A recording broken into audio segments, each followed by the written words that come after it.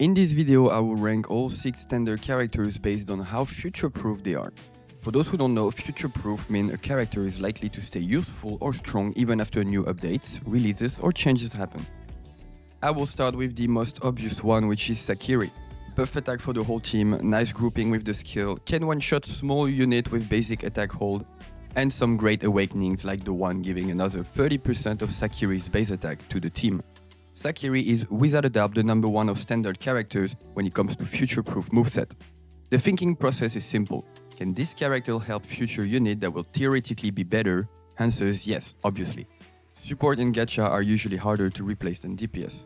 Just look at my boy Bennett in Genshin that finally got a 5-star counterpart with Nicole. Before that, Benny was one of the best support of the game since Genshin Impact released in 2020. Number 2, and this is where some of you might want to debate, and I am open to it, but in my opinion, Hathor is second, even though I hesitated a long time with the third place. I'm not even going to mention her fighting abilities because she goes beyond that. She brings QOL and passive income, and this kind of feature in a long ride game are so important.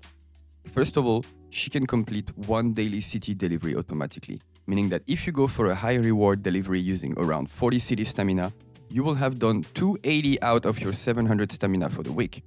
And as someone that finds the funds grind kinda heavy, I would love to have her for that reason. I'm about to play that game for months if not years, so anything to improve my time spent on the game is welcomed. But on top of that, she also gives you one module per day with the hamster anomaly. From what I've read online, it has a 40% chance to be a gold one when max level. Knowing very well that the gear in gacha is often tied to the late game farm, it makes Hathor a future-proof character with no limit.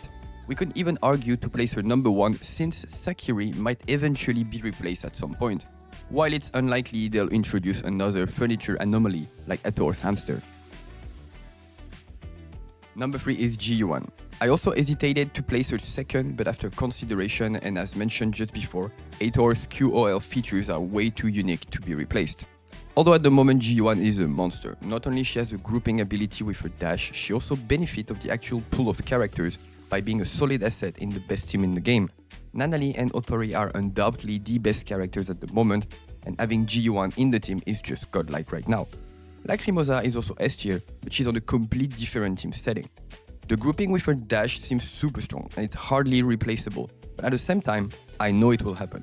I know one day we will have a super strong anima support, and Jiuyuan will fall behind. But for now, I would say that Jiuyuan is the best standard of the game, due to the actual pool of limited character, not because of her kit, but really because of the options around her.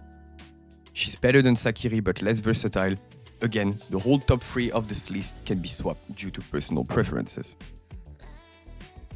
And in 4th position we have Daffodil, which is by far my favorite S character in the game, and I use my first S selector on her. Before the release of Lacrimosa, she was the only chaos option, but now she's the best unit to pair with Lacrimosa. Her gameplay revolves around breaks and quick swap, which can be a bit confusing to understand at first. She does bring some damages to the table and can fit in any Discord team at the moment. Discord being Psyche, Chaos, Incantation reactions. But as far as power creeping goes, her mechanics will, at some point, fall behind. The problem with skill-dependent characters is that once another unit can perform the same role more easily, it will almost always be the preferred choice. Basically, her place in the meta largely depends on future character releases, but she should still have a few strong months ahead. Number 5, Fadia, the real tank option in NTE. Fadia doesn't bring survivability to your team, she makes it almost invincible. In many games, this kind of kit would be considered absolutely busted, but in gacha, we tend to prefer huge damage dealer because of all the time-gated content. Although, since we're still in early game, we are facing difficult fights like the last stages of Beyond the Race, and Fadia is a real lifesaver in this. Not only she allows you to get hit pretty much all the time, she also deals correct damages with her ultimate based on her HP. Unfortunately though, as soon as I will have a better damage dealing option, she will get replaced, and the more time passes, the longer she'll stay benched. Tank and survivability characters are an early game thing in gacha games. And number 6, finally, Baisong. It's a bit sad to put this guy here, especially since I use my second selector on him, but yeah. He's a non-field DPS, has a complicated rotation, and requires more skill than any other unit at the moment. Baisong isn't bad, but every limited unit does better than him already. and I don't think this will go the other way around in the future.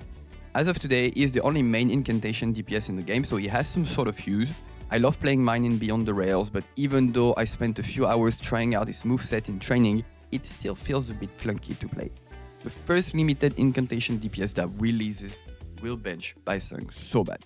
It makes me sad because I really enjoy his attack animation. That's it for the future-proof characters from the standard banners. I'd love to hear your thought about this list, so let me know in the comment. Remember that this kind of ranking is relevant for people chasing meta and optimization. You don't need to follow that, and you can play whoever you want. Every unit can shred the game.